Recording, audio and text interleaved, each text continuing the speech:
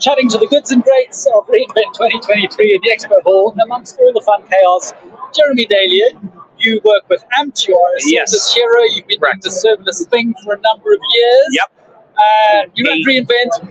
What is of interest? What sort of sparks your neurons? What's exciting? Yeah, I mean, I'm interested in a lot of stuff that's happening with, obviously, the serverless side of things. There's been a lot of improvements to Lambda. The Lambda logging stuff is really interesting. Super interested in all the event bridge stuff that's going on. You know, that's really interesting. A lot of heavy focus on Gen AI this year, which we knew we were going to get. No surprise. No surprise there. But I do like the queue stuff. I think that you know, the ability to answer questions right in the console, especially when you're dealing with different workloads, getting error messages, stuff like that. Yeah, the error message one. Yeah, the error message one's very cool. So I think it'll be very helpful. I mean, obviously Amazon is very complex, and it takes a lot to sort of know some of these things. Yeah. So according to the keynote, all of those well-architected best practices are going to be trained in the system, and so we should be able to get good answers to our questions. So I'm hoping that's a good thing, because again, more people that learn AWS and can do things with it is pretty exciting. So yeah, cool. And as being a service hero, there's lots of involvement in the things that are going on over there. What's it like being a service hero, and how does that change or make reInvent a little different? Yeah, I mean, one thing that's nice about the heroes is we get access. I think a little bit better access to people on the service teams, right? So we get to chat with them and sort of ask our pressing questions, as well as maybe give them feedback that they don't always get from others. So it's great. We get to, when you say that, give them feedback. A lot of the service teams are also begging for feedback. They're begging for feedback, right? Yes. From a broader range of people. Right, exactly. So I mean, but it's good though. I mean, again, we have a pretty big crew now. I think there's 250 heroes total. I mean, that's not just serverless heroes, but community and data and whatever. Serverless eventually. I mean, obviously, it's basically serverless anyways, even if they're doing something else. Right, exactly. So, but no, it's a great experience here, and it is a lot to be here. Everything is very, very overwhelming. It's nice to sit and have conversations. It's hard to find quiet spaces sometimes to have conversations, but it's great when you can talk to somebody on a service team, or just meet up with other heroes or other people that are building, that are interested in stuff. It's an amazing experience. So I mean, other than reInvent work-wise, you are building Ampt. Yes. Yeah, tell us about Ampt. So Ampt essentially is sort of calling it an autonomous software delivery platform. So the goal here is to say, look, IAM and CloudFormation and CDK and all of these services are very, very complex. And so, as you obviously know from the serverless land site, there are 744 patterns or something like that, right?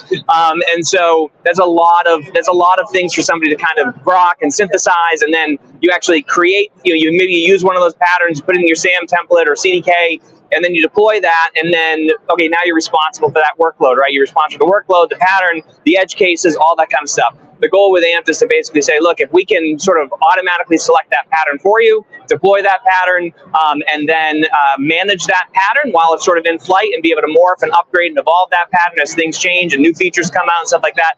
That's sort of the goal. So we're very heavily focused on developers and development teams that want to build quickly and want to deploy directly to AWS.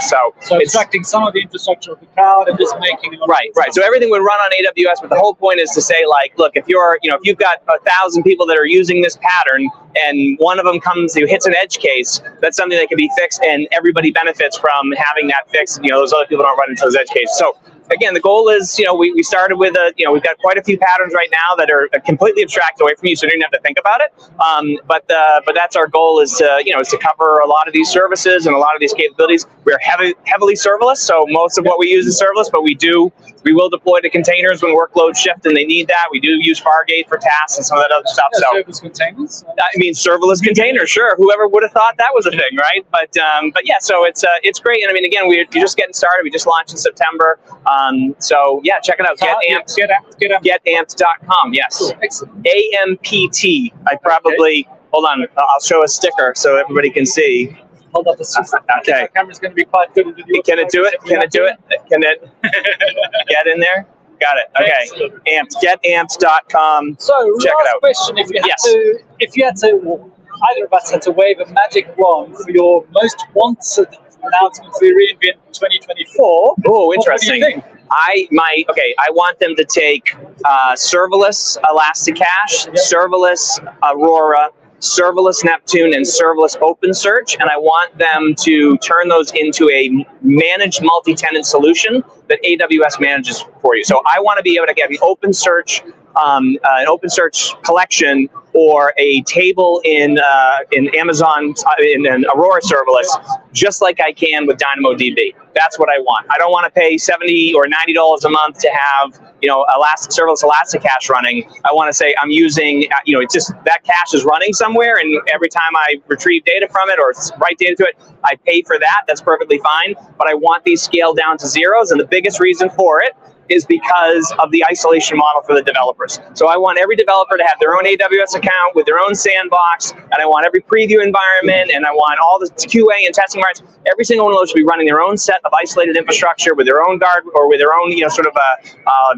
what's the word I'm looking for? Bulkheads, you know what I mean? So that's all completely separate. And you can't really do that now, even with some of these serverless services. So that's my hope. I know it probably won't happen, but well, the whole thing is, part of the service thing is things sort of do evolve. Right. Some people do get a bit annoyed maybe in the first iteration of service kind of things, but hopefully they've called it service for a reason. Things are going to evolve. So anyway, the GMs of these are obviously listening. If you're listening, all yes. the time. Right. Jeremy Daly has put his Santa's request for next read. All right. Perfect. Well, Jeremy, thank you. Good to see you. Thanks.